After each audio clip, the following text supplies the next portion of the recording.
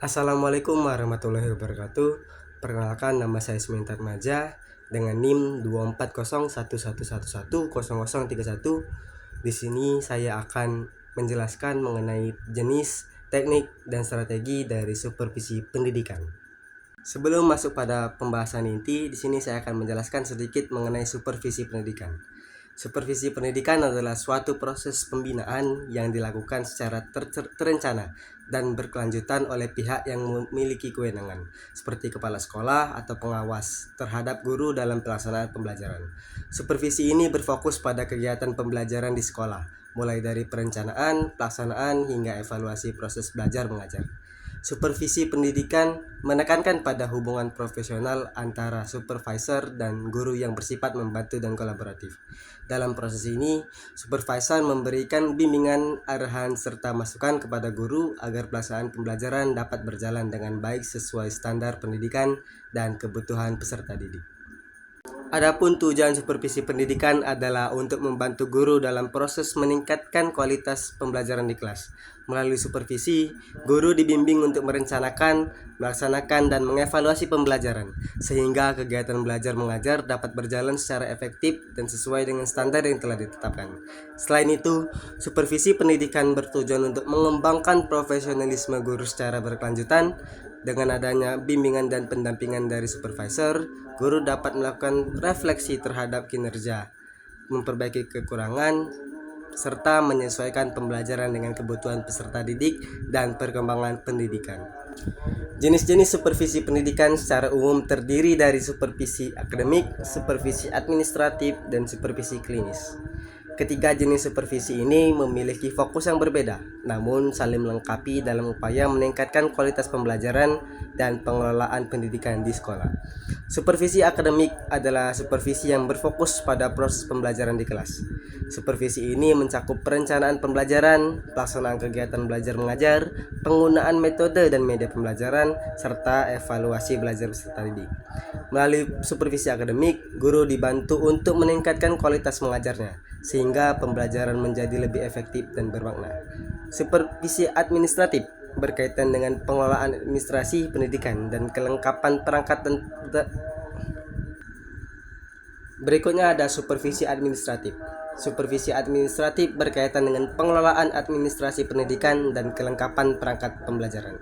Supervisi ini menitik beratkan pada penilaian terhadap dokumen-dokumen seperti silabus, RPP, jurnal mengajar, daftar nilai, dan administrasi kelas lainnya. Supervisi administratif penting untuk memastikan bahwa proses pembelajaran berjalan dengan ketentuan dan aturan yang berlaku.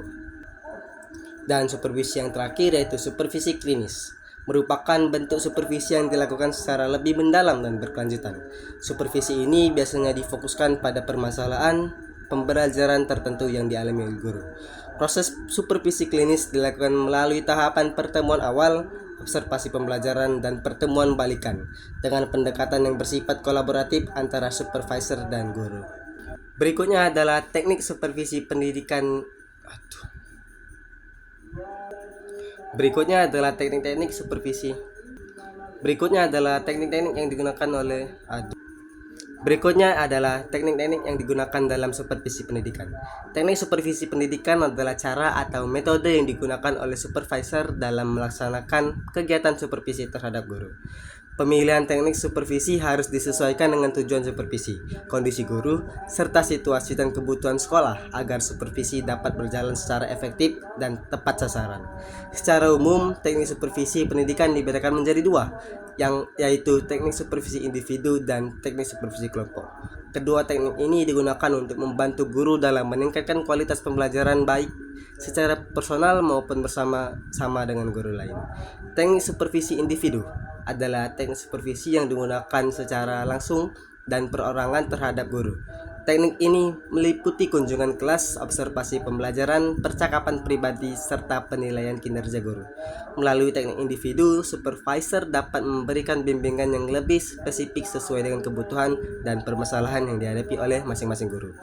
Sementara itu, teknik supervisi kelompok adalah teknik supervisi yang digunakan terhadap sekelompok guru secara bersama-sama. Teknik ini dapat berupa rapat guru, diskusi kelompok, lokakarya, pelatihan, atau kegiatan listen study. Teknik supervisi kelompok bertujuan untuk meningkatkan kerjasama, berbagi pengalaman, dan pengembangan profesional guru secara kolektif.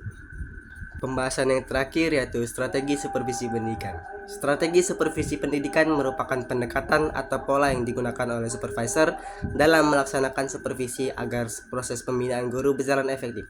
Strategi ini berkaitan dengan cara supervisor berinteraksi dengan guru-guru serta bagaimana keputusan dan solusi pembelajaran ditentukan dalam kegiatan supervisi. Secara umum, strategi supervisi pendidikan terdiri dari strategi direktif, strategi non-direktif, dan strategi kolaboratif. Pemilihan strategi supervisi harus disesuaikan dengan tingkat pengalaman guru, kondisi sekolah, serta permasalahan yang dihadapi dalam proses pembelajaran. Yang pertama, strategi direktif adalah strategi supervisi di mana supervisor memberikan arahan, petunjuk, dan keputusan secara langsung kepada guru. Strategi ini biasanya digunakan untuk guru pemula atau guru yang masih membutuhkan banyak bimbingan. Dalam strategi ini, peran supervisor lebih dominan, sedangkan guru berperan sebagai pelaksana arahan yang diberikan. Yang kedua, strategi non-direktif merupakan strategi supervisi yang memberikan kesempatan lebih besar kepada guru untuk mengemukakan permasalahan, ide, dan solusi terkait pembelajaran.